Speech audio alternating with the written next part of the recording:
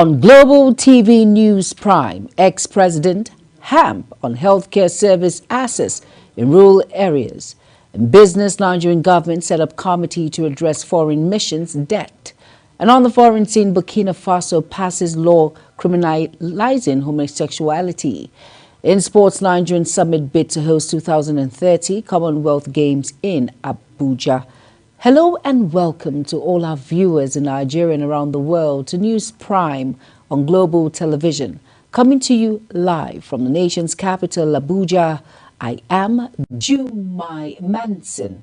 A quick reminder that Global Television's on DSTV channel 365 and Star Times channel 276. Now the news in full. Former President Olusegun Obasanjo has called for immediate and sustained effort to expand healthcare access across Nigeria, particularly in rural and undeserved areas. Speaking at the unveiling of the Care 365 Health Hub in Abuja, Obasanjo emphasized that healthcare is a universal necessity, remarking only the dead are not concerned about health. Anete Patrick completes the story. Former President Olusegun Obasanjo and his successor, Goodluck Jonathan, and former military head of state, General Abdulsalami Abubakar, have expressed concern over the persistent lack of basic medical infrastructure, which forces many Nigerians to travel long distances to receive care. They lauded the Care 365 initiative, a tech-driven platform featuring smart health kiosks and telemedicine services, as a critical step towards bridging the healthcare gap and reaching low-income communities with quality medical services. They also criticized past administrations for neglecting healthcare development and called on current stakeholders to ensure that digital innovations like Care 365 are deployed effectively where they are most needed. I urge Minister, I urge you to fully integrate Care 365 into our primary health care and emergency system. To state governments, adopt and domesticate it. To donors and development partners, support it. To the private sector, invest in it, particularly the banks. Let me use such opportunity to plead with Nigerians, young men and women who are good in technology to come up with different products like this to move our country forward. In those days, we talked about the Industrial Revolution, Agric Revolution, etc., etc. The digital revolution has kickstarted various revolutions under the digital revolution. You talk about health, you talk about agric, you talk about law. Yes, everything is linked up with digital revolution. There's no facility all over the country to access medical care. So this Care 365, working together with the Ministry of Health and the state governments, will provide an answer to this problem. Also speaking at the event, Coordinating Minister of Health and Social Welfare, Professor Ali Pate, officially launched the Care 360 Health Hub, a complementary digital healthcare initiative. Professor Pate described Care 360 as a reflection of the federal government's commitment to building an accessible, affordable, and efficient healthcare system.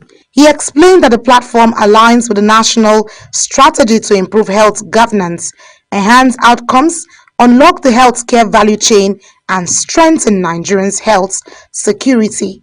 He noted that the launch marks a significant milestone in Nigeria's digital health transformation and reaffirmed the administration's focus on building people-centered healthcare system that serves all Nigerians regardless of location or income level. Opportunity for our healthcare system to leapfrog, and it fits squarely within the context of what this administration is trying to do. The transformation of Nigeria's health system is on the way. under the leadership of His Excellency President Ahmed Tinubu, we had a 4-pillar strategy, one of which is governance, to ensure that we orient our health system to serve our people, to work with states, federal government, local governments, civil society, private sector, to orient our system to serve the needs of our population and to ensure that no one is left behind. The reason for this vision is to make accessible healthcare, affordable healthcare, quality healthcare, and available healthcare available to the citizens of Nigeria. We are here to envision and to support the federal ministry agencies and businesses to be able to provide adequate care for every citizen. With the unveiling of Care 365 and Care 360 health hubs, stakeholders say Nigeria is taking a bold step towards bridging healthcare gaps through digital innovation, with hopes that these initiatives will bring quality and affordable medical services closer to every Nigerian, especially those in rural communities. Annie T. Patrick, reporting for Global TV. The House of Representatives Committee on Land Transport says it is set to invite the Nigerian Railway Corporation and officials of China's Civil Engineering Construction Corporation for questioning over the recent derailment of the Kaduna-bound train from Abuja, which left about 7 persons injured. The chairman of the House Committee on Land Transport, Blessing Ono, described the frequent train incident across the various corridors, describing them as embarrassing and unacceptable. Over now to the People's Democratic Party, PDP has appointed Governor Hamadu Umaru Fentiri of Adamawa State as chairman of the National Convention Organizing Committee ahead of its 2025 elective National Convention. The inauguration took place at the PDP National Secretariat in Abuja. Ubong Usoro reports.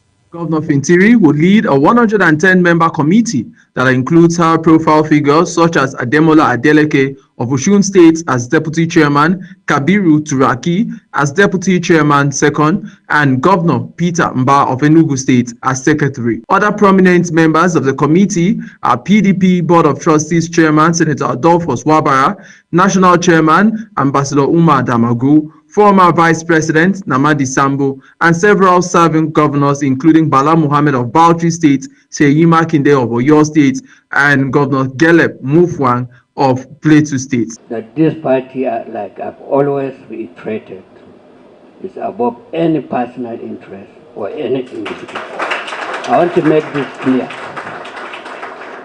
Ironically, many of these destructive voices have come from individuals who have benefited immensely from the party. Kamagu charged the committee to work with unity of purpose, stressing that the outcome of the convention will determine the party's strength and readiness ahead of the 2027 general elections. We are with you on this journey as governors, and we will show that we believe in the capacity of the regulator, INEC. We are confident that it is a very varied and good organization, driven by rule of law. This convention is on course, our party is on course to make sure we have our party. The PDP's Governors Forum Chairman Bala Muhammad of Bauchi State assured the committee of the full support of PDP governors, describing the convention as a turning point to reposition the party for victory in future elections. I want to tell you, every stakeholder in this party is my friend, but I will not place this party or our relationship above this party. I will deliver on my assignment. I will ensure what is expected of me is what is done, and I accept, along with 119 members, this assignment on behalf of our party with all humility. The convention has been scheduled for November the 15th and 16th in Ibadan, Oyo State. Party leaders say the event will serve as a platform to foster unity and strengthen the PDP ahead of the 2027 polls.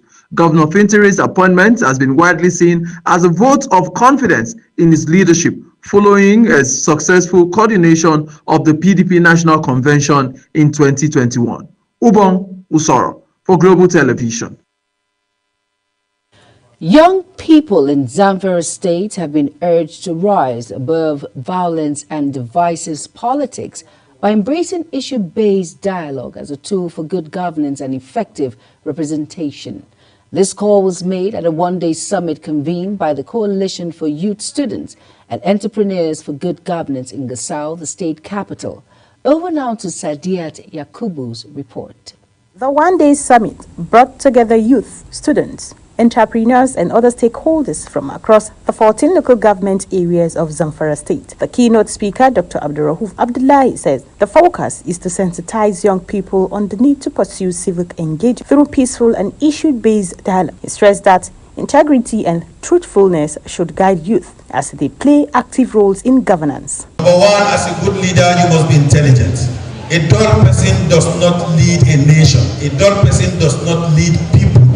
Intelligence will warrant you the ability to be able to put 1, 2, 3 together and get yourself out of a complex situation without being... Lead discussant and former youth leader Lukman Majidadi urged young people to go beyond being followers and aspire to leadership positions.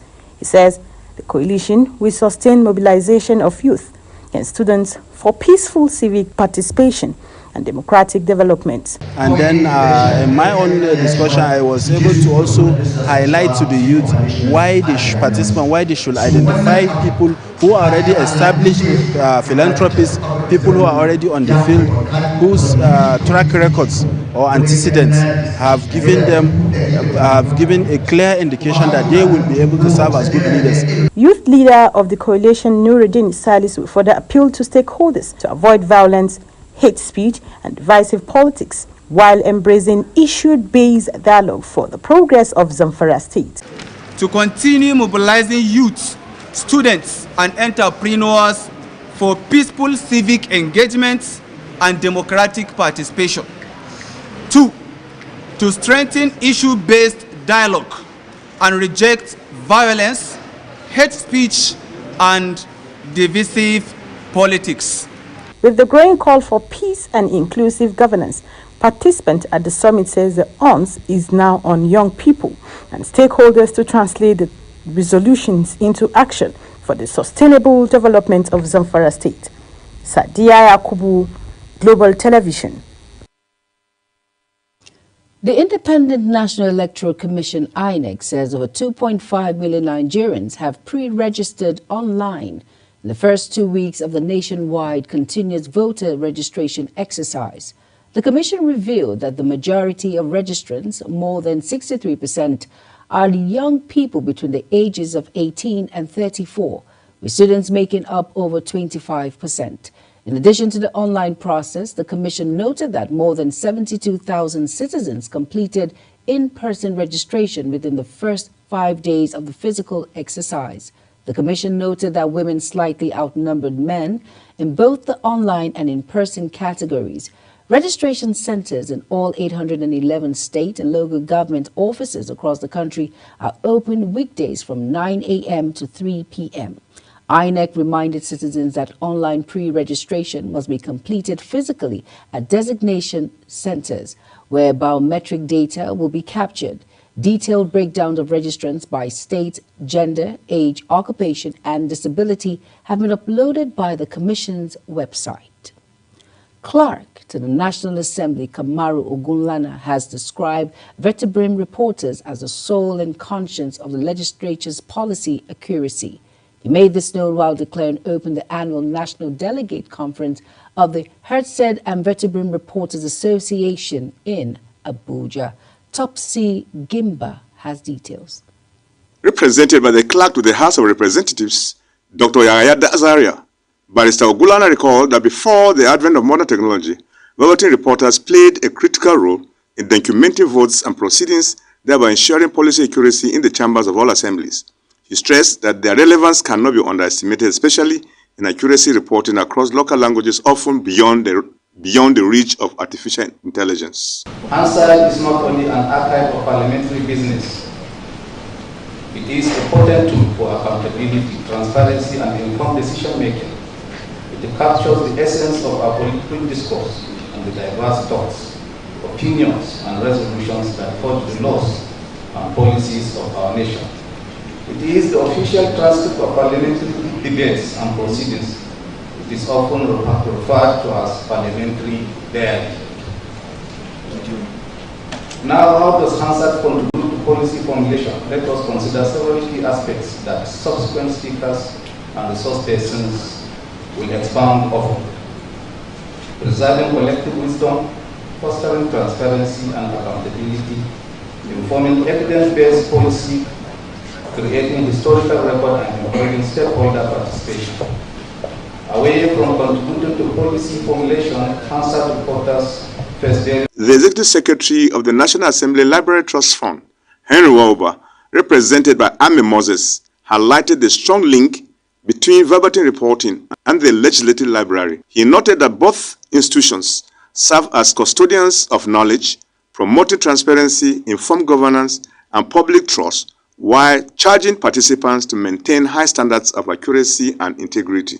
Your work ensures that every debate, motion, and resolution within the hallowed chambers of our legislature is captured with precision and preserved as a permanent record of our nation's parliamentary history. Without your diligence, the memory of our parliament will be incomplete, accountability will suffer, and policy making could stumble upon the gaps left by inadequate records. President of the Hansard and verbatim reporters of Nigeria, Comrade Gobina Drisu, urged members to continue as pillars of accountability and transparency. He, however, appealed to the National Assembly management to provide training and equipment that will enable reporters to discharge their duties effectively. Without Hansard, much of our legislative history would be lost, and the progression of our democracy will remain undocumented. The theme of this conference underscores a profound truth. Hansard is more than a record of proceedings. It is a tool for growth. For lawmakers, Hansard provides an accurate reference point. It enables them to track legislative intent, understand the history behind bills, and ensure consistency in lawmaking. The two-day conference is expected to chart a new course for strengthening legislative reporting and enhancing democratic accountability. Topsy Gimba, reporting for Global Television News.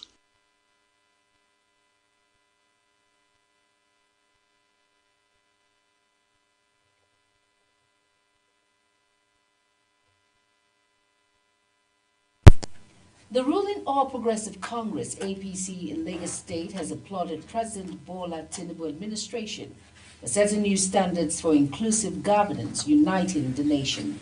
Spokesman of the party in Lagos State, Seyi Oladejo, stated that the president deserved greater support.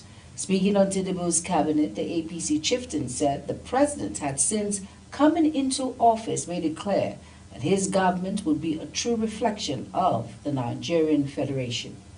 Deputy spokesperson of the House of Representatives, Philip Agbese, has dismissed the media report alleging that lawmakers are planning a showdown with the Speaker, Abbas Tajuddin, upon resumption from recess. Agbese described the report as speculative and calculative attempt to sow discord in the Green Chamber. Speaking with journalists in Abuja, the Benue lawmakers said members remain united behind the Speaker and the leadership team. The Nigerian Hydrological Service Agency has predicted floods to hit 29 states and the Federal Capital Territory from September 1st to 15th, 2025. 107 local government areas are affected and 631 communities are at risk. A statement signed by the agency's Director General and Chief Executive Officer, Architect Umar Mohammed, says the 29 states include Adamawa, Akwa Ibom, Anambra, Bauchi, and others. Benue State Governor Hyacinth Alia has dismissed rumors of plans to replace his deputy, Dr. Sam Ode, noting that their partnership remains cordial and focused on delivering good governance for Benue State. Our Benue State correspondent Felicity Indere reports that the governor made the clarification at Government House, Makadi, during the swearing-in of newly appointed commissioners. The report. Barely 2 months after dissolving the State Executive Council, Governor Hyacinth Alia has inaugurated a new cabinet to drive his administration's vision for Benue State. He charged the commissioner to embrace discipline, professionalism, and a people-centered approach in carrying out their responsibilities. Let the oath you have taken be translated into very direct actions this day. It is very critical that Benue must grow. Together, let us put our hands together to ensure that Benue grows. In response, the commissioners pledged loyalty and integrity, assuring they would work to strengthen public trust in government and reposition Benue as a state of competence and sound leadership. We are fully aware of the weight of this responsibility and the high expectations that accompany such appointment. However, we see this as a call to service, a chance to contribute significantly and add value to your genuine efforts to create a lasting legacy for our state. With the swearing-in of the 17 new commissioners, Governor Alia says his administration is now fully set to pursue reforms and deliver tangible development projects across Benue State. Plateau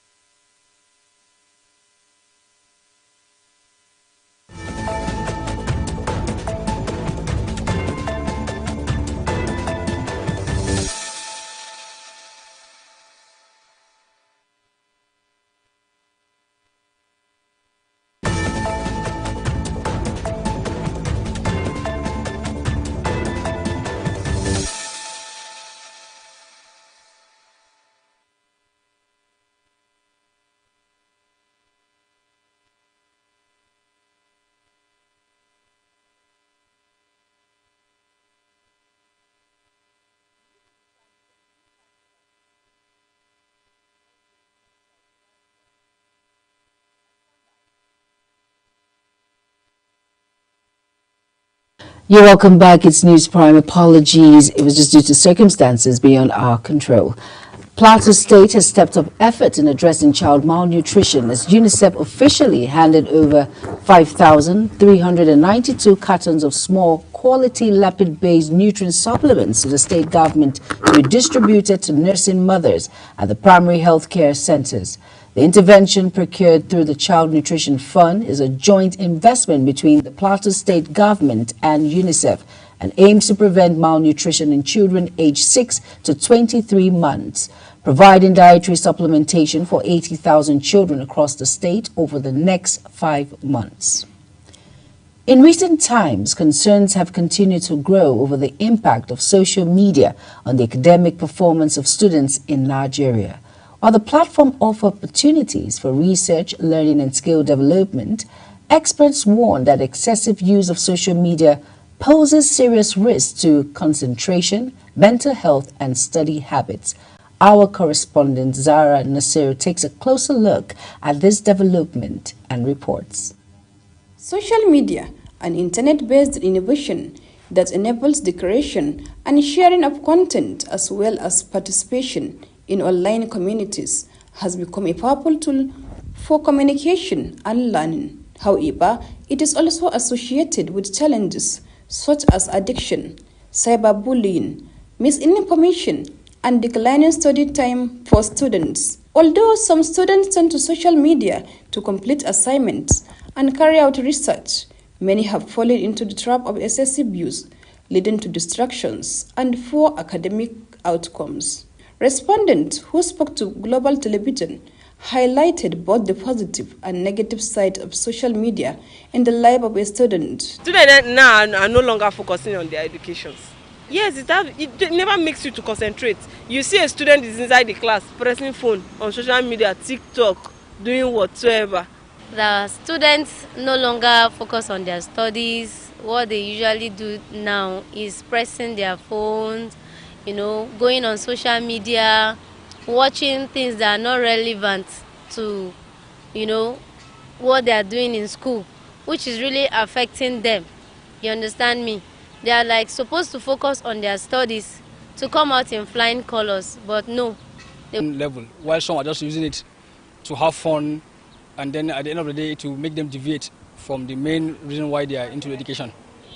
So that's just the impact from my own side. If you use the social media positively, definitely it's a good one, but this generation, most of them are using it negatively, because at the end of the day you see a child sleeping. In the morning to even go to school is very hard, because you have been overstayed on social media from evening till night. Students run businesses, so they can take time to actually chat.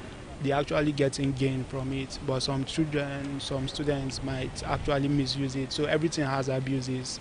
Some people might abuse social media, and that's where it gets harmful. Experts say to address the impact of social media on students, schools should also provide workshops on digital literacy, manage phone using during school hours, and encourage parents to set boundaries and engage in open communication with their children about social media use. Zahra Nasser, reporting for Global TV News. In business now, the Central Bank of Nigeria, CBN, is set to roll out fresh liquidity control measures known as Open Market Operations, OMO, to observe 784 billion naira inflows expected to hit the banking system this week. In a breakdown by the CBN, data inflow shows that open market maturities of 459.60 billion naira will come, while Nigeria Treasury bill maturities of 324.41 billion naira will enter the market on Thursday. Banking system liquidity balance opened at 275.9 billion naira on September 1st, 2025, reflecting a 10.4% increase compared to 249.8 billion naira on August 25th, 2025. Now, open market operations is a monetary policy tool deployed by the CBN to regulate money supply in the banking system. When Apex Bank issues OMO bills, it borrows money from banks and investors in exchange for short-term securities, thereby reducing excess liquidity and easing inflationary pressures. On the foreign scene, now, Burkina Faso's parliament has passed a law banning homosexuality, with offenders facing 2 to 5 years in prison. The amended family code was approved by the parliament in a unanimous vote that puts the code into effect more than a year after it was approved by the military government of Ibrahim Traoré. Burkina Faso joins the list of more than half of Africa's 54 countries that have laws banning homosexuality, from several years in prison to the death penalty. Still on news now, jailed Ugandan opposition leader Dr. Kizza Besigye has boycotted the start of his treason trial, accusing the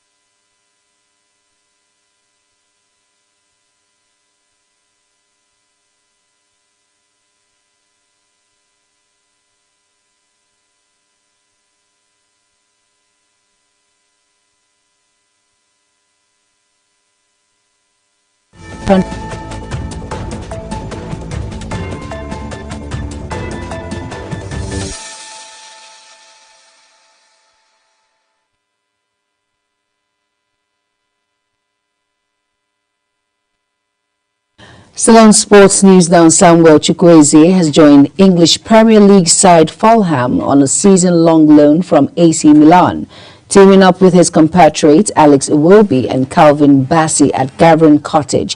Chukwueze moved on an initial loan with an option to buy, which is not mandatory. The total package could reportedly reach a fee of over 25 million euros.